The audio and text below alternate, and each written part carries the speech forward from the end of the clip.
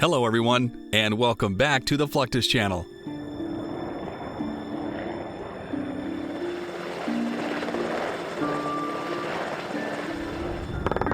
The U.S. military has been utilizing helicopters since 1943, 4 years after the first working model was invented.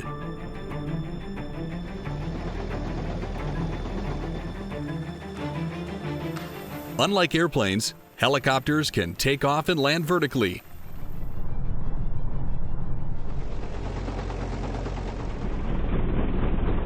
which gives them battlefield abilities far beyond what even the most versatile aircraft could perform.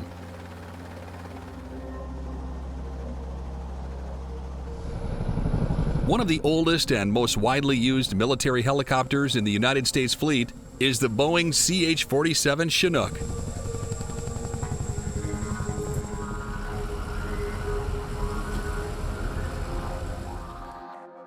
First introduced in 1962, this large tandem rotor helicopter has served as the backbone of countless military operations in Vietnam, Desert Storm, and beyond.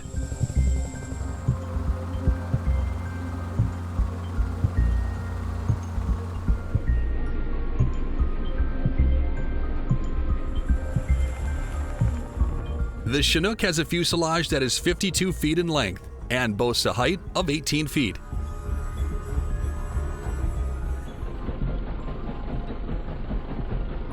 This gives it the ability to carry up to 55 troops or as many as 24 stretchers at a time.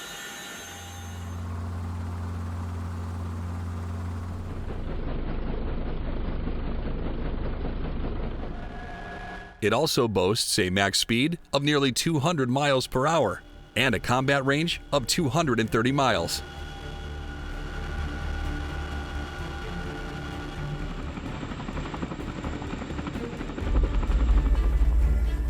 The Chinook's two powerful engines give it the ability to lift up to 24,000 pounds.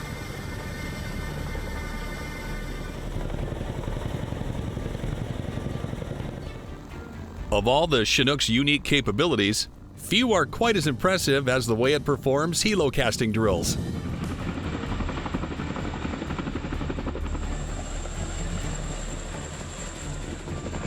Helocasting is when the Chinook hovers just above the water's surface at a minimum airspeed, allowing a small unit of troops to enter the water.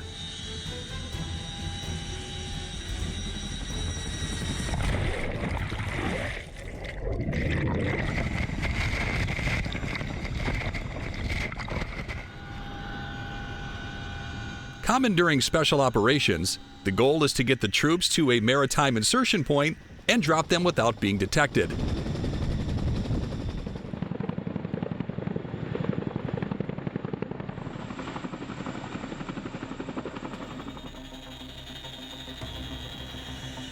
Helocast insertion training is vital to U.S. Marines, Special Forces, and Navy SEALs.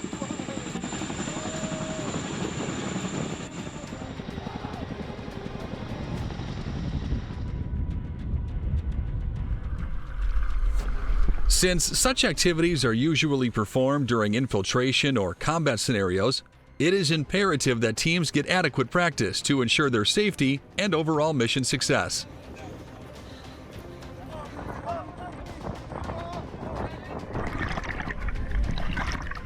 Weather conditions, rough seas, and even the jump itself can quickly put soldiers' lives at risk.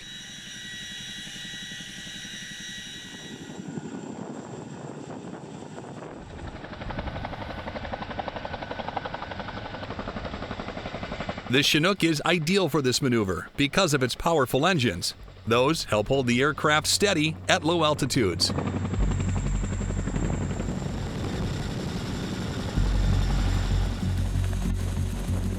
And its large rear cargo door from which personnel, equipment, and even vehicles can be deployed.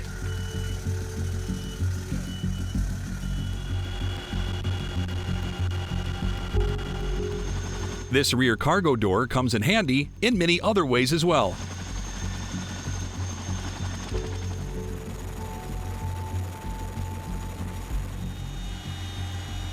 For instance, land-based insertions often rely on a fast rope deployment, in which troops exit a hovering helicopter by use of a rope rig.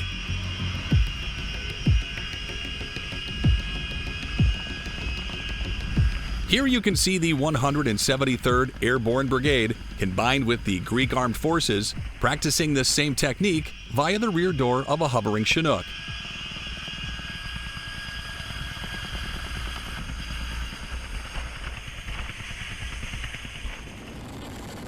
The UH-47 is an all-around battlefield vehicle, capable of performing a wide range of roles.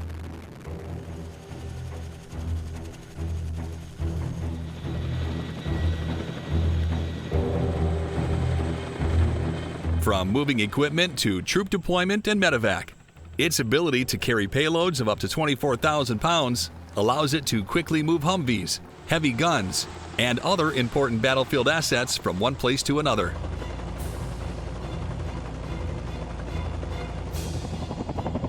This is accomplished via a process known as sling loading.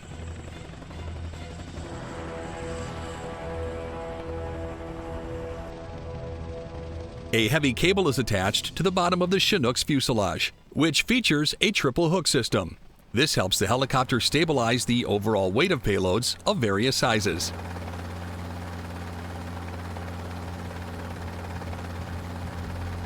Once the payload is attached by one or more individuals on the ground, the helicopter can deliver it to the assigned position.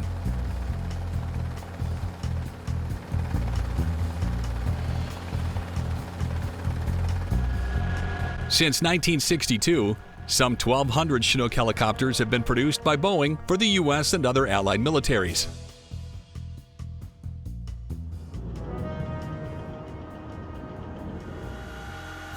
Though few, if any, of the older models are still in use, the very nature of this heavy-lifting helicopter's mission necessitates a lot of maintenance.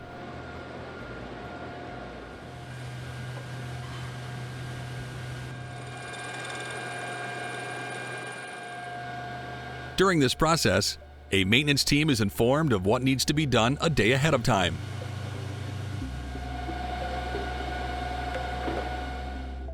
When the aircraft arrives, it is basically stripped down so that each major and minor component can be carefully inspected and, if necessary, replaced.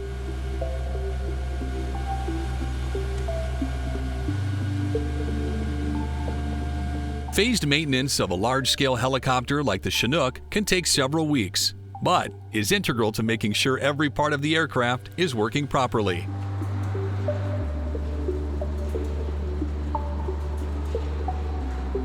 After each phased maintenance period, the Chinooks must undergo extensive testing to make sure they're ready for operation again. Here you can see a recently repaired UH-47 performing maneuvers outside Ansbach, Germany.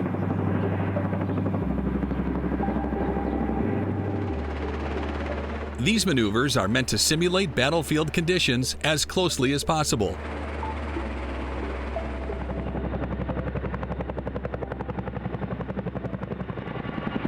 With the Chinook pilot even practicing a brief pinnacle landing.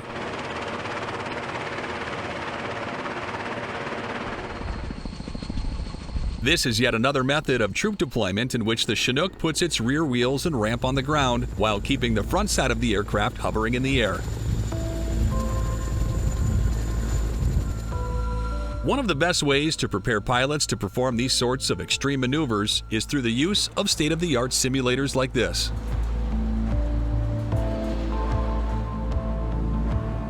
These simulators are perfect training tools as they give the entire crew a fully immersive experience, allowing them to work together inside a highly realistic UH-47 mock-up.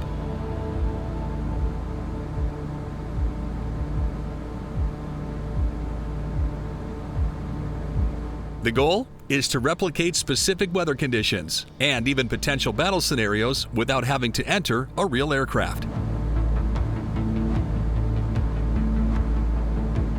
The simulator is so advanced, it can provide the pilot with an accurate sensation of what it's like to lift thousands of pounds or maneuver in high winds. The Chinook may see the most use as a heavy transport vehicle, but it is a formidable offensive weapon as well. The fuselage has room for up to 3 pintle-mounted medium machine guns. This allows the aircraft to provide its own cover while out in the field, and gives it adequate defense while hovering. Whenever the Chinook goes into a hot zone, the crew of 3 gets expanded to include gunners.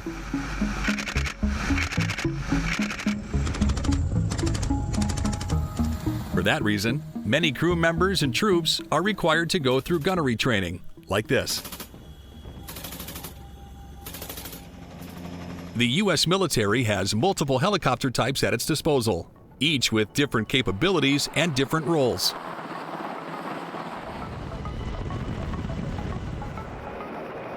One of the more recent additions to the aerial fleet is the Bell UH-1Y Venom, also known as the Super Huey. This medium-sized utility copter is extremely versatile.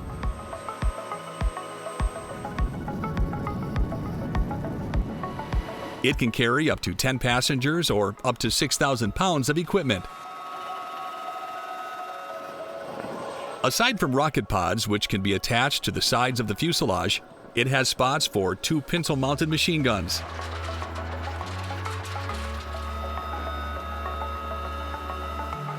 This allows the aircraft to protect both itself and any troops or equipment it might be carrying.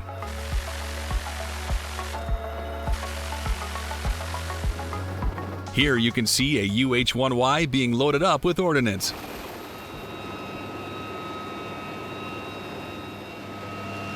Ammunition must be loaded into the weapon before takeoff, while additional ammunition is stored nearby in case of a combat emergency. The rockets are inserted by hand into the pods, which can be triggered from the cockpit once a target has been established.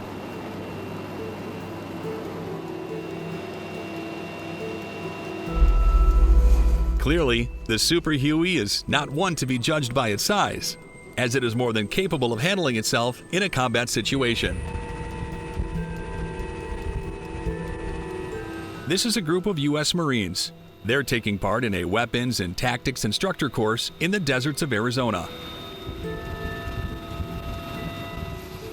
These UH-1Ys will move through the canyons at various altitudes, while the Marines assigned to the guns practice engaging buildings, vehicles, and other dummy targets.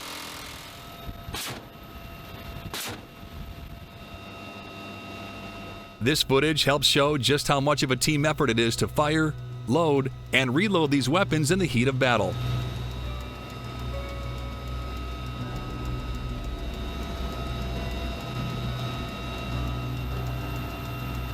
Therefore, these exercises are a great way to get crews used to working together.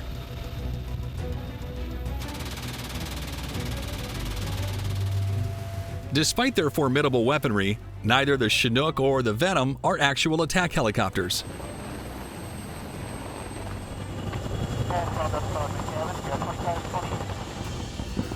But the Bell AH-1Z Viper is. This upgraded version of the Super Cobra, which was first introduced in 2000, is a twin-engine combat aircraft that is 58 feet long and armed to the teeth.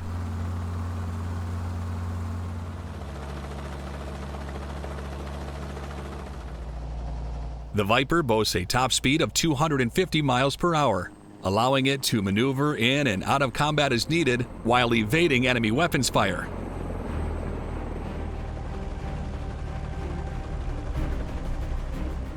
It boasts a 20mm rotary cannon in the nose and 6 hardpoints for carrying rockets, missiles, and other projectile weapons.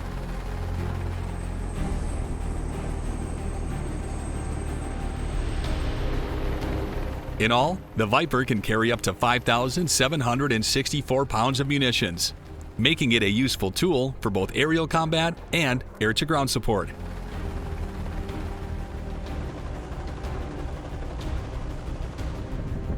Loading and unloading an attack helicopter like the AH-1Z is a delicate process.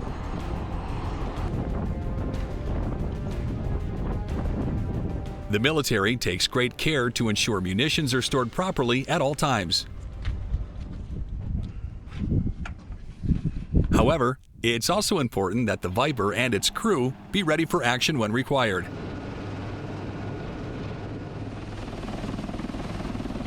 This is where live weapons training comes in handy.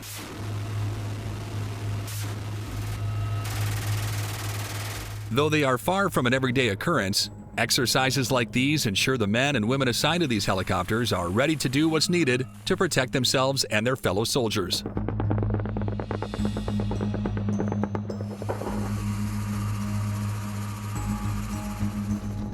And while the Chinook, Venom, and Viper all have very different jobs, they all play a role in making sure as many fighting men and women make it home as logistically possible.